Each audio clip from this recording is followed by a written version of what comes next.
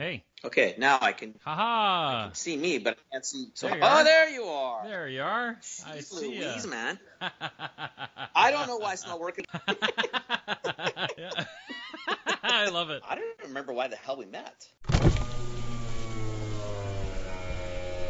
Welcome to This Commerce Life. This is a podcast aimed at small, medium entrepreneurs focused on commerce.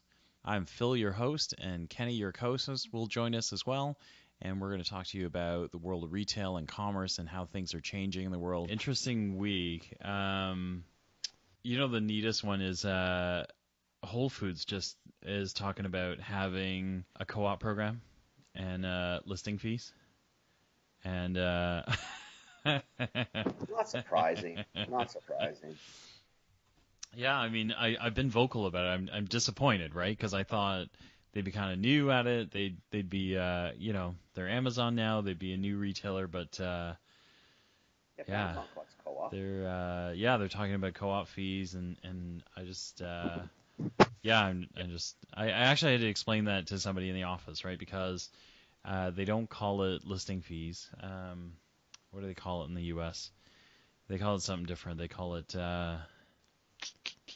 I'll remember it in a second, but essentially it's the same thing. It's about planograms and all that kind of stuff, right? Like vendor setup and blah blah blah blah blah. Yeah. But don't like Amazon charges co-op. You know that, right? Yeah, they do, but they don't. So I mean, charge... this is not new to them. Amazon does the exact same thing. Yeah. I mean, it's a little disappointing to your point about Whole Foods, but even the regional play in Whole Foods is falling apart. Yeah. It's going to be more centralized probably through San Antonio, or maybe in Canada. If they're smart, they would pick one of the two cities. Probably Vancouver makes more sense than Toronto. Yeah. Not for the population and size, obviously, but because the West Coast is still where most of the trends come from. Yeah. Well, they are centralizing, so they're taking away all the regionals. Yeah. They're taking away all the regional stuff, and let's see here. So 3%. Not necessarily taking it away. They're making it tougher. I mean, we're still doing business with Whole Foods. Yeah, but I think they're moving to, in the U.S., they've moved to a central buying program already. They're trying to. Yeah. It may be hard in Canada, and the only reason is because how many stores do you guys have in Toronto? I don't know. I have no idea. Probably a dozen. Easily. Okay, I think in BC, not that many. That's too many. I don't think you guys have that many. Maybe 4 or 5. Tops 4 or 5. I think we have one on the island. Okay. 4 in the city. Okay. So, I mean, it's not, you're talking like 10 stores in Canada. Yeah. I mean, the Calgary store, I think, got put on hold. The Edmonton store got put on hold, after the buy. So it's not like, I mean, I don't know. It's going to be tough to manage it from the States. It'll probably be one of the two cities. And I would assume, who knows? I would assume it would be on this side just because of the trend lines. But hey. Yeah. Let's, so they call it a slotting fee in the U.S. Yeah. Which is essentially a listing fee. Yeah. You could call it a slotting fee too, because it sounded better sometimes. Yeah. Yeah, so for the audience, we're reacting to, obviously, so Whole Foods put out they basically put out notice that brands are going to have to pay for play, and so where we saw, Whole Foods operating a little bit differently was they had a simpler cost structure. They had, slightly different kind of pay model, but what they're going to is what traditional grocery, right, Kenny? Traditional grocery has, which is, if you want to get a product into the store, you've got to pay what they call a slotting fee or a listing fee.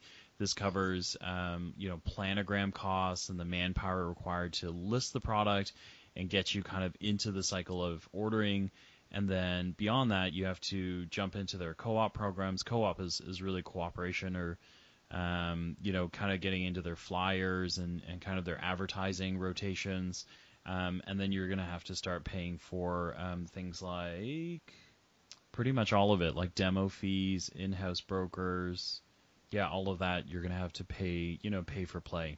So I think where brands are reacting is that cost structure, particularly in Canada. I think in the U.S. they've got, Kroger does this as well, but they've had a simpler operating structure that allowed brands to be able to make some money out of this while getting into store, right? But this structure is a little bit heavier, and there are some national players here in Canada that have been known to squeeze brands for a lot of money out of this and not really get a lot of return out of it. Did I say that Yeah. delicately enough? Yeah, I think you could. I think you could be a little bit more sort of cutting with it too. And I think it's like Yeah. if we do have a lot of smaller brands listening to us who maybe don't understand it, like when you Yeah. wanted to get a listing with Whole Foods, let's say I wanted to get a listing with Whole Foods Vancouver. Yeah. So I go to the Whole Foods office in Burnaby now. It used to be in the west side of town, but now it's in Burnaby. You talk to Richard, who was the food buyer, Mm-hmm. and you know what? If the product makes sense to them, they list the product. Mm-hmm. And it would pretty much be about as simple as that. And, there might be some times where he'd ask, do you have a scan back, which is basically every time they sell your item, you'd give them X amount of money to sort of help protect the margin Mm-hmm. and to give yourself a sign in the store. Yeah. Because there are costs to run retail. Yeah. It's not free to be on a shelf. I mean, I used to tell people as a buyer is that, my job was basically I was the landlord. Mm-hmm. And I would rent space on the shelves to the guy who paid the best rent. And that could mean, the biggest sort of damage deposit, which is what a listing fee sort of is, Mm-hmm. or who would pay me the highest rent, which could be the co-op and the scambacks, et cetera. Right. So for little guys out there, what you got to realize is that, your product costs $1, but out of that dollar cost, the retailers, like I'll give you an example. Amazon is 10% co-op. Mm-hmm. There's a 2% defective allowance. There's 2% terms. For early payment, which they're going to take no matter what. I mean, we all know that we get jammed on that anyway. There's no listing fees, but a slotting fee, even for a small retailer, a small regional retailer, if they only had, let's say, 10 stores in Metro Toronto, they may still charge you $400, $500, $600 per SKU to get on the shelf. Yep. And little guys don't always appreciate that. When you get into a Whole Foods, with the volume that they could do, you had a small grocery item, you could be paying $2,000, $3,000, $4,000, $5,000 per item on the shelf. So I think what little people have to understand, the reason you and I get so agitated when we hear this is, you got a product that you think you might do 40 grand of business. It's going to cost you 40 grand of business just to get it in the store. Yeah. You haven't seen an order yet. Yeah. Yeah. It could make it very challenging. And again, big guys will win, and the little guys just won't be able to play. Yeah. Because they can't pay. Yeah. There's and it's funny because I was talking to this, and I was telling one of the guys in the office who's not a retail guy, but just a brilliant tech guy, right? And so he understands growth and he understands those things. So he said, "Wait, so I don't get it. Like, why are you so upset about these slotting fees?" And I said, "Look, like exactly what you said, right? Is like a national player here in Toronto that would take a listing fee or a slotting fee, like." So you're excited, you go see this buyer, you get listed, and so you think, great, I'm in, I've got, let's say I've got 100 stores that I'm working with now, and then the buyer says to you, listen, well, it's going to cost you 20 grand to get a SKU in, right? And you're thinking, oh my God, like how do I, and then once you're in, you've sunk 20 grand that you may or may not have, right? And now you've got to spend like another 2%, right? Just for terms, you've got to spend 10% so that you're in the flyer rotation, right? But then that just means that they're going to call you when they've got a flyer spot open that you could print for, right? That you could show up in. But that doesn't mean anything else. That means that if your product is $5 and you want to knock it down to $3 so that you get an extra bump, you're covering part of that drop between $5 and $3, right? Well, potentially, depending who the retailer is, you could be covering the entire drop. Right. So you could be asked at that point for, let's say, $5,000 for the ad, just to get your picture on the piece of paper. Yeah. And then another $2 for every unit scan because the retailer doesn't want to lose the margin. Yeah. Now, some will split with you. Like I used to do both ways. I sometimes would split. Sometimes I would just do it for you. Yep. Right? It made just good sense for me. It was something I needed to do. I wanted to drive some people in my store first. Maybe you're a good long-term vendor, or whatever the multitude of reasons why not, and we could share some expenses. Mm-hmm. But the challenge is, I just worry about little guys when I hear that one, mostly because so many little people made it big because of Whole Foods. Yep. And because they gave you a chance. Yeah. Yeah. Right. And as soon as they start closing those windows, it's just unfortunate more than anything. Yeah. To me, it's not. I'm not mad at them. I'm not surprised. It's not the end of the world. I just find it's disappointing. It right? is. It's It just is disappointing. because You had you such a hope cool that they're going model, to and you were the be. guy that we all talked Yeah. about, that we all wanted to be, Yeah. forget in Whole Foods. Now you're thinking, Yeah. screw it. I mean, it's no worse than better than No. anybody. What's the difference who you go to? Yeah. Yeah. If everybody just wants to jam you every step of the way, Yeah. I mean, hence why, last Yeah. week's conversation about online. Yeah. Yeah. And I think the thing that bugs me the most is like you're probably one of the very few exceptions, right? I think in the all the years that I crossed paths with you, right, is while London's drug structure was a little bit like that, you still kept a holistic view of look like I still gotta have little guys, I still gotta have big guys. I've got to be able to cover the consumer set, right?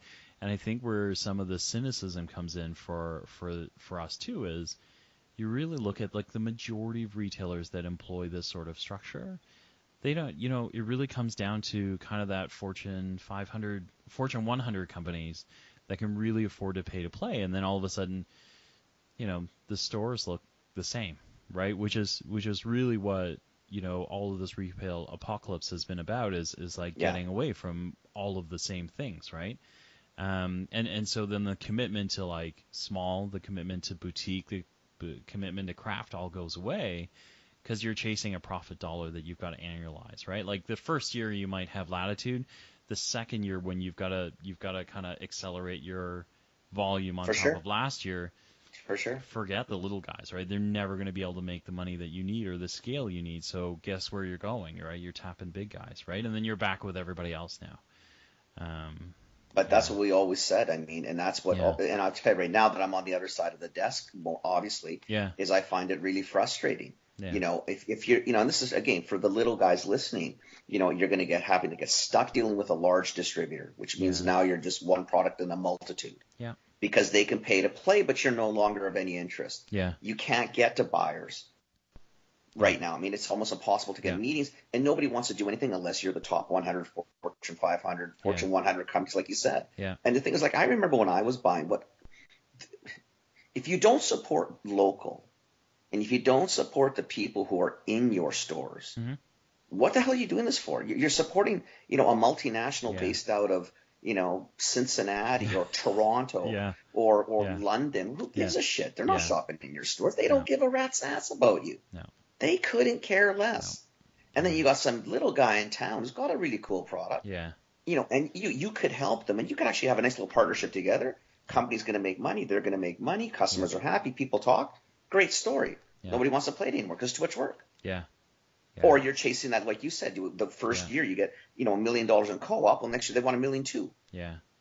Huh? Get stuck into that game. Yeah. And I'm telling you now, traditional retailers, like even my old company or the ones I deal with now, you better be careful with that model, my friends. Be careful because, again, last week Phil and Ken are talking about Walmart.com, Amazon.com, Costco.com. Yeah. We're not talking bricks and mortar anymore. We're not. Because you're frustrating the hell out of us. Yeah. You make us want to jump ship. Yeah. And that's not good either because I don't mind going into stores. No. I didn't do much of it this year, but at Christmas, because I just hate Christmas. I think retail just kills Christmas for people. it just you do enough years in stores, man. Yeah. Christmas and retail is just mortifying. Yeah. But I don't know, man. Yeah. It just So the other interesting part of this that I would kill to have an answer for is, do you wonder if in this bid to be part of bricks and mortar, Amazon just didn't get what they were getting into? And so, like, is this so there's kind of like two pieces here, right? Is this a motion that was already put forward by Whole Foods that Amazon's just following through on now? Or is this Amazon going, holy shit, like, I have stores I got to worry about? Like, because up until now, they've been half robot, half human, right? And so they don't need to worry about anything besides warehouses, right? Exactly, and their human part was only Q4. Yeah, and now that's you've when they really went human. Now you've got Otherwise, the rest of the year they stores, can you've run on got robots. staff, right? You've got Absolutely. So did somebody at Amazon go, hey, listen, let's put all these new products on shelf, and somebody in somebody in store ops go, listen, like, I'm gonna need 300 hours, right? I'm going to need 300 hours of store time to move around, all these stores, right? And somebody's going, wait, what are you talking about? Don't we have robots for that? Like, we don't pay those robots, right? And you're like, no, this is store staff, man. Like, you got to pay these guys. Like, You know, Yeah. it's Phil, it could be that, or it could be just, you know what? You just start looking at it and you think, you know yeah, what? It's a windfall. yeah, It's a yeah, big chunk of change that drops on your lap right away because as soon as you change the game, yeah, and guys like me, I mean, I know how the game plays. So if Whole Foods really wanted the listing fee and I have to do some co-op, guess what I'm going to do? yeah, I'm going to pay the listing fee and I'm yeah, going to do the co-op because you yeah, know what? I actually want to be in their stores. So it's not that they're going to lose at this one. yeah. And I'm not convinced That's even on true your too. argument about the Amazon part and Mm. uh, not under, they picked up these Whole Food stores and don't get the mechanics of it Yeah, because now the talk is they want to buy Target.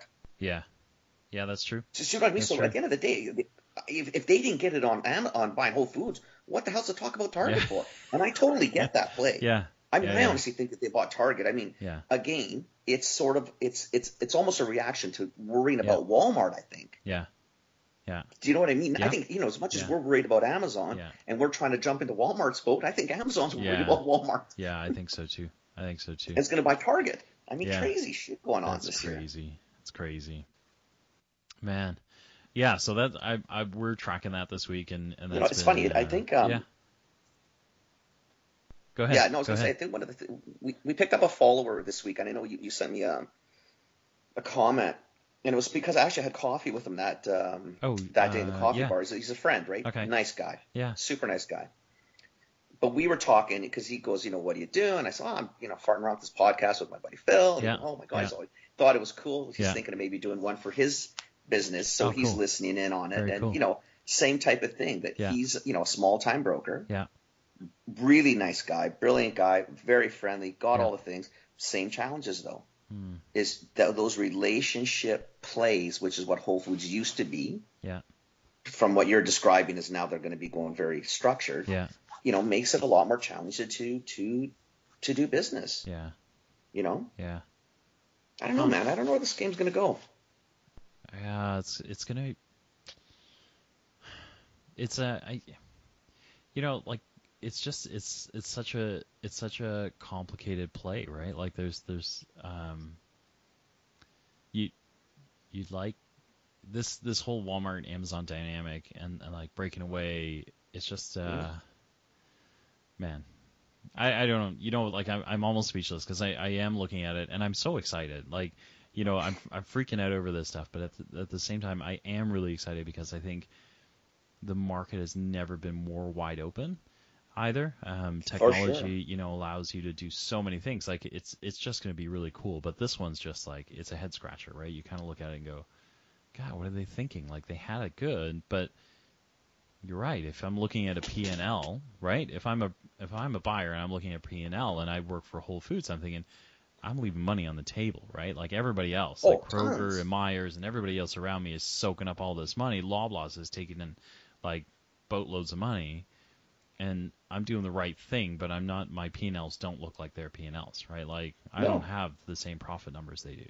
no. So yeah, yeah, But again, you can still work within that arena, and yeah, again, it's up to you as the buyer.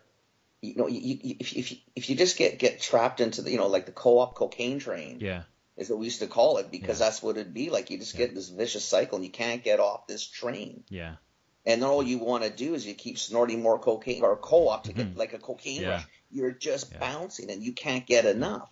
yeah, The problem is though, the train's going to derail because it's not sustainable. You've got to give little guys and cool local plays a yeah, chance.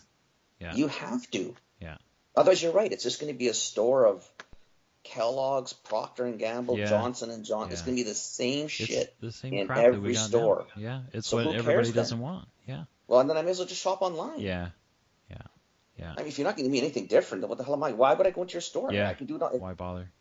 Why Johnson's bother? baby shampoos, Johnson's Yeah. baby shampoo. It's the same freaking shampoo in every store. If that's what you're going to make me do, well, why would I? Why get Yeah, off my ass? yeah, yeah, yeah, Right? I yeah, mean, give me a compelling reason to come in. And Whole Foods had that. yeah. That's probably the most like at the heart of it. That was the most upsetting part, right? Because you can go into I Whole think it is Foods too. and it's a real experience, and then all I can see is I can almost see. You remember when we were doing planograms and you can see the brand blocks, You know, Yeah. Oh, it's common. for the small guys, like there's a whole there's a whole science around why. I don't know if it's all made up. Some of it's insight based, some of it's like finagle based, right? But there's a whole insight to like how you build shelves so that people can see blocks of brands and things, crazy things like that. That hopefully none of you little guys have to get into, right? Because No, you won't have to worry about it because typically Johnson and Johnson and Procter and Gamble Yeah. are building those sets, so you're going to be on the bottom shelf or top shelf anyway. It's not going to matter. You're going to be in the corners of death. We used to call them, right? Now, and again, if you had someone like, when I was at London, Yeah.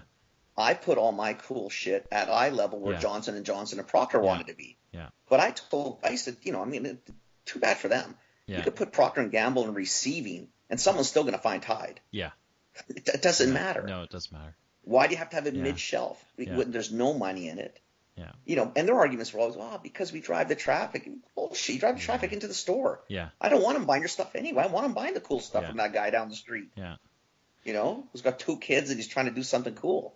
I have a really funny story about this. I early on in my career, I went to call on Walmart, and so funny enough, a lady, Jane Fitzwilliam. Did you ever meet Jane?